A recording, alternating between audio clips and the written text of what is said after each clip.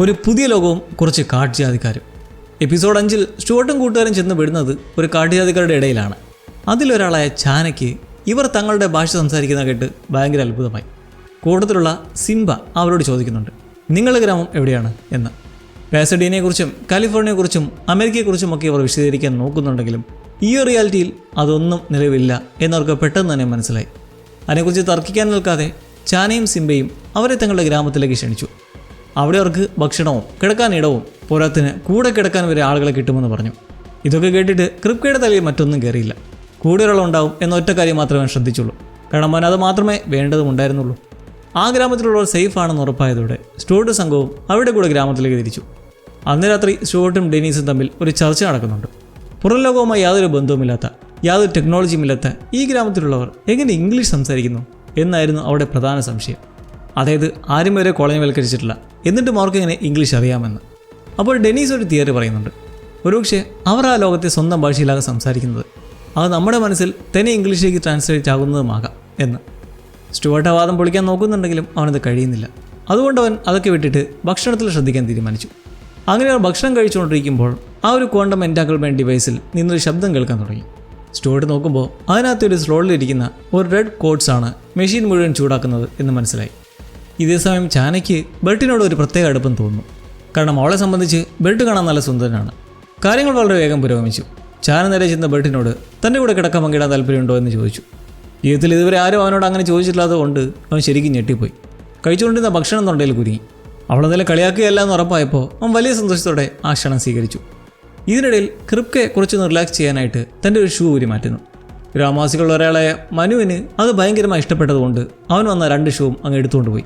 കാരണം അവർക്കിടയിൽ സ്വന്തമായി സാധനങ്ങൾ വയ്ക്കുന്ന പരിപാടിയില്ല, എല്ലാം ഷെയറിംഗ് ആണ്. അങ്ങനെ പിറ്റേ ദിവസം രാവിലെ എഴുന്നേറ്റ ഉടനെ സ്റ്റുവർട്ടും ഡെനീസും ഈ ഗ്രാമം എത്ര മനോഹരമാണെന്നതിനെ കുറിച്ചാണ് സംസാരിക്കുന്നത്. പെട്ടെന്നാണ് ആ ക്വാണ്ടം ഡിവൈസ് നന്നാക്കേണ്ട കാര്യം അവർക്ക് ഓർമ്മ വന്നത്. പക്ഷേ അത്ര എളുപ്പമുള്ള കാര്യമല്ല. കാരണം ആ ഗ്രാമത്തിൽ ആർക്കും ടെക്നോളജിയെക്കുറിച്ച് യാതൊരു ഐഡിയയുമില്ല. അങ്ങനെ സ്റ്റുവർട്ട് സ്കൂളിനെക്കുറിച്ചും വിദ്യാഭ്യാസത്തിനെക്കുറിച്ചും സംസാരിക്കുമ്പോൾ ഡെനീസിന് കഴിഞ്ഞ യൂണിവേഴ്സിലുണ്ടായിരുന്ന അവരുടെ കുട്ടികളെക്കുറിച്ച് ഓർമ്മ വന്നു. ഈ ഒരു സാഹചര്യത്തിൽ നമുക്ക് മുന്നേ പറഞ്ഞ ഒരു തിയറി ശരിയാണെന്നൊന്നുകൂടി ഉറപ്പിക്കാം. അതായത് ഈ ക്യാരക്ടേഴ്സിൻ്റെ യഥാർത്ഥ രൂപങ്ങൾ മറ്റ് യൂണിവേഴ്സിൽ നിലവിലുള്ള അവിടെ തന്നെ ശരീരങ്ങളിലേക്ക് കയറുകയാണ്. ആ യൂണിവേഴ്സ് വിട്ട് പോരുമ്പോൾ അവർ കടന്നുകൂടിയ ശരീരവുമായാണ് അവർ പോരുന്നത്. ഓരോത്തിന് അവിടെ ചെയ്ത കാര്യങ്ങളൊക്കെ അവർക്ക് ഓർമ്മയും ഉണ്ടാവുകയും ചെയ്യും. മുന്നത്തെ മെൻ്റൽ ഹോസ്പിറ്റൽ യൂണിവേഴ്സിലെ റിയാലിറ്റിയിൽ ഉണ്ടായിരുന്ന അവരുടെ കുട്ടികൾ യഥാർത്ഥമല്ല എന്ന് ഡെനീസിനെ പറഞ്ഞ് മനസ്സിലാക്കാൻ സ്റ്റുവർട്ട് ശ്രമിക്കുന്നുണ്ട്. പക്ഷേ ഡെനീസിനെ സംബന്ധിച്ച് അവർ യഥാർത്ഥമായിരുന്നു. അതുകൊണ്ട് തന്നെ അവൾക്ക് അവരെ ശരിക്കും മിസ് ചെയ്യുന്നുണ്ടായിരുന്നു. ഈ യൂണിവേഴ്സിൽ നമ്മൾ എന്നേക്കുമായി കുടുങ്ങിപ്പോകുമോ എന്ന് ഡെനീസ് ഭയപ്പെടുന്നുണ്ട്. അപ്പോഴാണ് സ്റ്റുവർട്ടിന് ഒരു കാര്യം ഓർമ്മ വന്നത്. ആ ലൂണി ബിൻ യൂണിവേഴ്സിൽ വെച്ചിട്ട് അവരുമായി ചില സബ്ലിമിനൽ മെസ്സേജുകൾ വഴി ആശയവിനിമയം നടത്താൻ ശ്രമിച്ചിരുന്നു.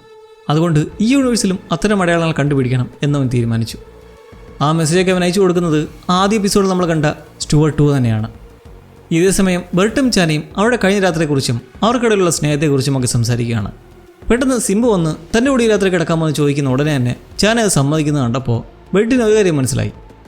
ഈ കാട്ടുജാതിക്കാർക്ക് മോണോഗമി, ഒരാളോട് മാത്രമുള്ള ബന്ധം എന്നൊരു കൺസെപ്റ്റേ ഇല്ല.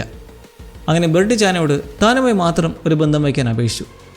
അങ്ങനെ തൻ്റെ നാട്ടിൽ ഇങ്ങനെയൊക്കെയാണെന്ന് വിശദീകരിച്ചതോടെ ബെർട്ടിൻ്റെ സന്തോഷത്തിന് വേണ്ടി അവൾ സമ്മതിക്കുകയും ചെയ്തു. ഗ്രാമത്തിൻ്റെ മറ്റൊരു ഭാഗത്ത് താൻ ഇതിനോടൊപ്പം തന്നെ എത്ര പേരുടെ കൂടെ കിടന്നു എന്ന് ക്രിപ്കെ വലിയ അഭിമാനത്തോടെ പറയുന്നുണ്ട്. ഇംഗ്ലീഷുകാർ ഇവരെ അടിമകളാക്കാത്ത സ്ഥിതിക്ക് ഇവർക്കെങ്ങനെ ഇംഗ്ലീഷ് അറിയാം എന്നതിനെക്കുറിച്ച് സ്റ്റുവർട്ടും ഡെനീസും വീണ്ടും തർക്കിച്ചുകൊണ്ടിരിക്കുമ്പോൾ ഒരു ഗ്രാമവാസി കരടിയുടെ കാഷ്ടത്തിൽ എന്തോ തിരിയുന്നവർ കണ്ടു. എന്താ ചെയ്യുന്നതെന്ന് ചോദിച്ചപ്പോൾ അവൾ ശകുനങ്ങളും ലക്ഷണങ്ങളും നോക്കുകയാണെന്ന് പറഞ്ഞു.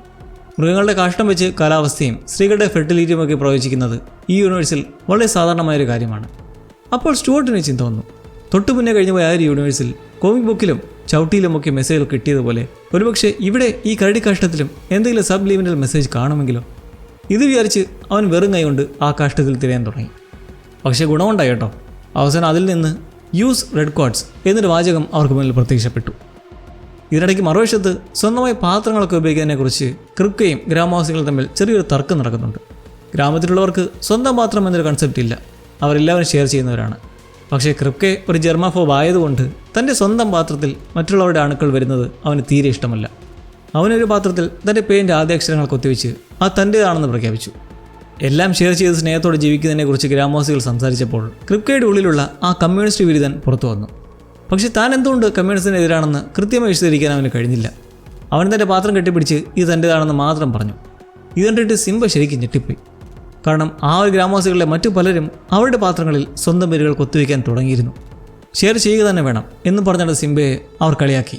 ക്രിപ്കെ അവരുടെയൊക്കെ മനസ്സിൽ എത്രത്തോളം വിഷം കലർത്തി എന്നതിൽ നിന്ന് വ്യക്തമാണ്. അവൻ അവിടെ കൊണ്ട് നിർത്തിയില്ല.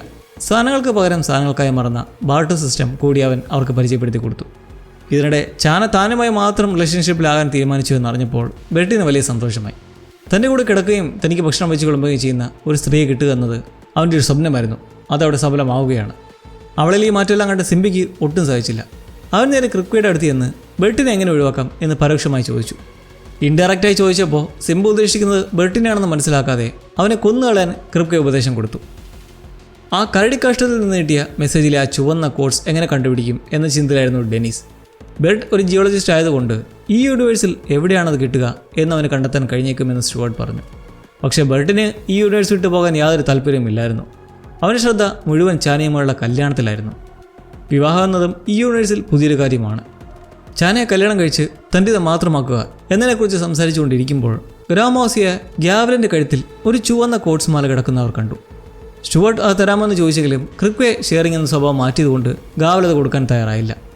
അങ്ങനെ അന്ന് രാത്രി ഈ റെഡ് കോട്സ് എങ്ങനെ സ്വന്തമാക്കും എന്ന് ചോദിക്കാൻ സ്റ്റുവർട്ടും ഡെനിസിയും ക്രിപ്കയെ സമീപിച്ചു. അത് മോഷ്ടിക്കാനായിരുന്നു അവൻ്റെ ഉപദേശം. ഗാവൽ നല്ല തടിയനായതുകൊണ്ട് സ്റ്റുവർട്ടിന് അതിന് പേടിയായിരുന്നു. പക്ഷേ ഈ കാട്ടുജാതിക്കാർ അക്രമം കാണിക്കാത്തവരായതുകൊണ്ട് പേടിക്കാനില്ല എന്ന് ക്രിപ്കെ അവന് ധൈര്യം കൊടുത്തു. അങ്ങനെ അവർ ഗാവലിൻ്റെ കുടിലിൽ പോയി മാല മോഷ്ടിക്കാൻ തീരുമാനിച്ചു. പോകുന്ന വഴിക്ക് താനിപ്പോൾ ഇവിടെ തന്നെ നിന്നാലോ എങ്ങനെ ഉണ്ടാവുമെന്ന് സ്റ്റുവർട്ട് ചോദിക്കുന്നുണ്ട്. ഔട്ട്ഡോർ ടോയ്ലറ്റുകളായ പറമ്പുകളെക്കുറിച്ചൊക്കെ ഓർത്തപ്പോൾ അവൻ്റെ ചിന്ത മാറി. കാരണം അവന് പ്രൈവറ്റ് ടോയ്ലറ്റാണ് കൂടുതൽ ഇഷ്ടം. അങ്ങനെ ഗാവൽ ഉറങ്ങിക്കിടക്കുമ്പോൾ അവൻ മാല മോഷ്ടിക്കാനകത്തേക്ക് കയറി. അവൻ്റെ ചെറിയ മോഷണ ശ്രമം ഏകദേശം വിജയിച്ചെങ്കിലും പെട്ടെന്ന് ഗാവൽ ഉണരുകയും മാല തിരികെ വാങ്ങുകയും ചെയ്തു. അതോടെ അവൻ്റെ പ്ലാൻ പൊളിഞ്ഞു. അങ്ങനെ പിറ്റേ ദിവസം സ്റ്റുവർട്ടും ഡെനീസും വീണ്ടും ബെർട്ടിൻ്റെ സഹായം തേടി പോയെങ്കിലും അവൻ കല്യാണത്തിന് തിരക്കിലായിരുന്നു. ക്രിപ്കെ കാരണം തൻ്റെ ഗ്രാമത്തിലുള്ളവർ സ്വാർത്ഥരും അക്രമകാരികളുമായി മാറുന്നത് ചാന ശ്രദ്ധിക്കുന്നുണ്ടെങ്കിലും ബെർട്ടിന് വേണ്ടി അവൾ കല്യാണത്തിൽ മാത്രം ശ്രദ്ധിക്കാൻ തീരുമാനിച്ചു. ബെർട്ടിൻ്റെ സന്തോഷമൊക്കെ കണ്ടിട്ട് സ്റ്റുവർട്ടും ഡെനീസും തൽക്കാലത്തേക്ക് നാട്ടിലേക്ക് മടങ്ങാനുള്ള പ്ലാൻ മാറ്റിവെക്കുകയും അവൻ്റെ ഈ ഒരു വിവാഹത്തിൽ പങ്കുചേരാമെന്നും തീരുമാനിച്ചു. അങ്ങനെ ബെർട്ടിൻ്റെയും ചാനയുടെയും കല്യാണം വലിയ പ്രശ്നങ്ങളൊന്നുമില്ലാതെ നടക്കുകയായിരുന്നു. ചടങ്ങുകളുടെ ഭാഗമായി ഈ കല്യാണത്തിന് ആർക്കെങ്കിലും എതിർപ്പുണ്ടോ എന്ന് ഡെനീസ് ചോദിച്ചു. അപ്പോഴാണ് സിംബ തനിക്ക് എതിർപ്പുണ്ടെന്ന് പറഞ്ഞത്. ഈ മോണോഗമിയും സാധനങ്ങൾ ഷെയർ ചെയ്യാത്തതും ബാർട്ടർ സിസ്റ്റവും എല്ലാം തെറ്റാണെന്ന് അവൻ വിളിച്ചു പറഞ്ഞു. സിംബയുടെ വാക്കുകൾ കേട്ട് ഗ്രാമവാസികൾ വീണ്ടും പഴയതുപോലെ നല്ല ചിന്താഗതിക്കാരായി മാറിയെന്നും ക്രിപ്കെ ഉണ്ടാക്കിയ കുഴപ്പങ്ങൾ മാറിയെന്നും ഒരു നിമിഷം തോന്നിപ്പിച്ചു. പക്ഷേ പെട്ടെന്ന് അവർ തമ്മിൽ പൊരിഞ്ഞ തല്ലു തുടങ്ങി. പരസ്പരം ഷെയർ ചെയ്യാൻ മനസ്സിലാത്തത് തന്നെയായിരുന്നു കാരണം. ക്രിപ്കയുടെ സ്വാധീനം അവരുടെ ഉള്ളിൽ എത്രത്തോളം ആഴത്തിൽ പതിഞ്ഞിട്ടുണ്ടെന്ന് അത് തെളിയിച്ചു. അങ്ങനെ ഈ ഒരു എപ്പിസോഡ് അവസാനത്തിൽ ഈ അടിക്കിടയിൽ ഗ്യാവലിൻ്റെ കഴുത്തിൽ നിന്ന് ആ റെഡ് കോട്സ് മാല താഴെ വീഴുന്നത് സ്റ്റുവർട്ട് കാണുന്നു. അവൻ പെട്ടെന്ന് അതെടുത്ത് ക്വാണ്ടം എൻറ്റാഗബിൾ ഡിവൈസിലിട്ട് ആ ഒരു മെഷീൻ ഓണാക്കി. അങ്ങനെ സ്റ്റുവർട്ട്, ബെർട്ട്, ഡെനീസ്, ക്രിപ്കെ എന്നിവർ വീണ്ടും ആ ഒരു വോം ഹോളിലൂടെ സഞ്ചരിച്ച് കാഴ്ചയിൽ സാധാരണമാണെന്ന് തോന്നുന്ന മറ്റു യൂണിവേഴ്സിലേക്ക് എത്തി. ഒരു കോമിക് ബുക്ക് സ്റ്റോറിലേക്ക് തന്നെയായിരുന്നു അവരെത്തിയത്.